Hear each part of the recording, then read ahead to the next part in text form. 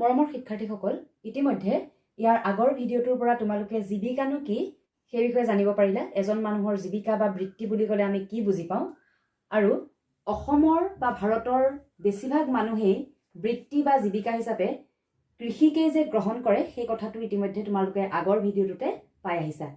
এতিয়া এই ভিডিঅ'টোত মই তোমালোকক আমাৰ ৰাজ্যখনৰ খেতি বাতি বা কৃষিৰ বিষয়ে কিছু কথা ক'বলৈ লৈছোঁ। আমি এটা কথা জানো যে ভাৰত এখন কৃষি প্ৰধান দেশ, অৰ্থাৎ ইয়াৰ বেছিভাগ মানুহেই খেতি বাতি কৰি জীৱিকা নিৰ্বাহ কৰে। ইয়াৰ বেছিভাগ মানুহেই মানে প্ৰায় 70% মানুহেই, অৰ্থাৎ 100 জনৰ 70 জন মানুহে কি কৰে? খেতি বাতি কৰে। ঠিক সেইদৰে আমাৰ ৰাজ্য অসমো কৃষি প্ৰধান ৰাজ্য।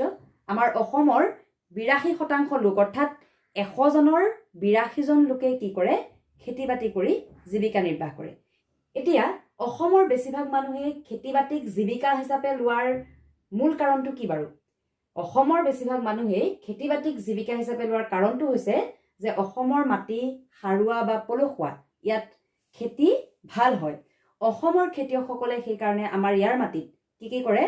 ধান, চাহ, মৰাপাট, সৰিয়হ, বিভিন্ন ধৰণৰ মাহ, কুঁহিয়াৰ, শাক পাচলি, ফল মূল ইত্যাদি খেতি কৰে। ধান খেতি যথেষ্ট পৰিমাণে হয়। চাহৰ কথাটো ক'বই নালাগে, অসমৰ চাহ পৃথিৱী বিখ্যাত, তোমালোকে জানাই। গতিকে আমাৰ ৰাজ্যখনৰ মানুহে খেতিকেই প্ৰধান জীৱিকা হিচাপে গ্ৰহণ কৰিছে। যিবিলাক মানুহৰ মাটিৰ পৰিমাণ কম, সেই কম পৰিমাণৰ মাটিত সাধাৰণতে মানুহে কি কৰে? নাঙলেৰে চহ কৰে। মানুহে নিজেই খেতি কৰে। কম পৰিমাণৰ মাটিত সাধাৰণতে মানুহে যন্ত্ৰ ব্যৱহাৰ নকৰে, তাৰ পৰিৱৰ্তে মানুহে নাঙলেৰে চহ কৰে পৰম্পৰাগত কৃষি পদ্ধতিৰে। আৰু মানুহে নিজেই কি কৰে? ধান দাই, কঠীয়া ৰুৱে, কঠীয়া তোলে, এই গোটেই কামবিলাক মানুহে সাধাৰণতে নিজেই কৰে। আৰু এই কম পৰিমাণৰ মাটিত মানুহে সাৰ হিচাপে প্ৰায় পচন সাৰ প্ৰয়োগ কৰা দেখা যায়। পচন সাৰ মানে কি তোমালোকে জানানে? পচন সাৰ হৈছে গোবৰ, জাবৰ, জোথৰ ইত্যাদি পচাই প্ৰস্তুত কৰা সাৰ। আকৌ সৰহ পৰিমাণৰ মাটিত বা অধিক পৰিমাণৰ মাটিত মানুহে যন্ত্ৰৰ ব্যৱহাৰ কৰি খেতি কৰে। বিভিন্ন ধৰণৰ যন্ত্ৰ খেতি বাতিত আজিকালি ব্যৱহাৰ কৰা হয়। যেনে মাটি চহ কৰিবৰ কাৰণে কম পৰিমাণৰ মাটি নাঙলেৰে চহ কৰে, কিন্তু অধিক পৰিমাণৰ মাটি কিহেৰে চহ কৰে? মানুহে ট্ৰেক্টৰ, পাৱাৰ টিলাৰ এইবিলাকেৰে চহ কৰে।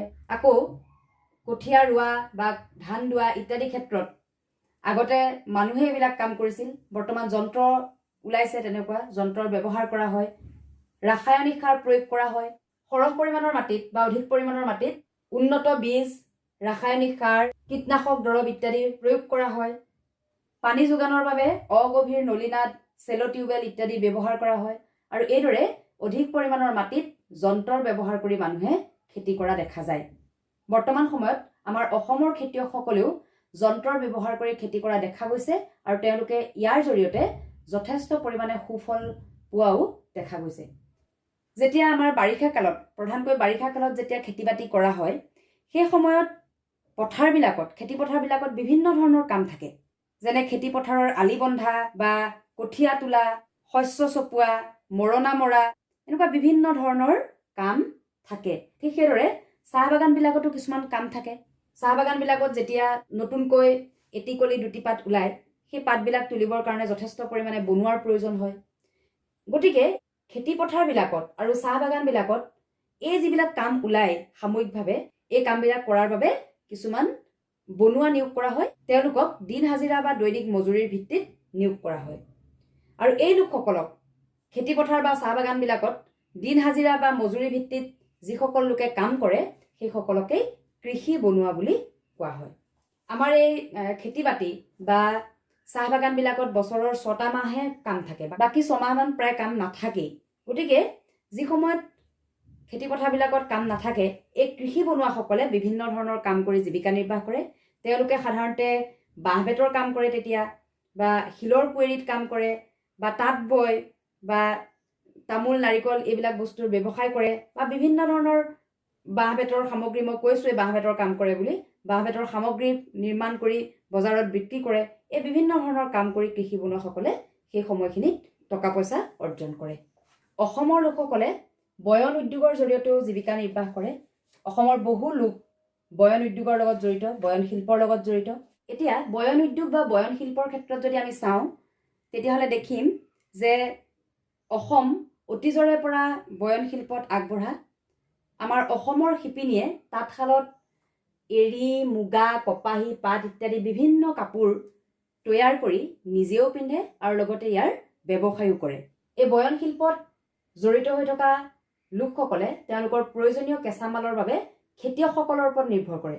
অসমৰ খেতিয়কসকলে বয়ন শিল্পৰ লগত জড়িত লোকসকলৰ সহায় হোৱাকৈ এৰা, নুনী, চুম, কপাহ ইত্যাদি বিভিন্ন গছৰ খেতি কৰি আহিছে আৰু দক্ষিণ কামৰূপ, উত্তৰ কামৰূপ, মঙলদৈ, শিৱসাগৰ, ৰহা, লখিমপুৰ ইত্যাদি বিভিন্ন ঠাইৰ খেতিয়কসকল এই খেতি কৰি উপকৃত হোৱা পৰিলক্ষিত হৈছে। অসমৰ বয়ন শিল্পৰ ক্ষেত্ৰত বা বয়ন উদ্যোগৰ ক্ষেত্ৰত আটাইতকৈ উল্লেখযোগ্য ঠাইখন হৈছে শুৱালকুছি।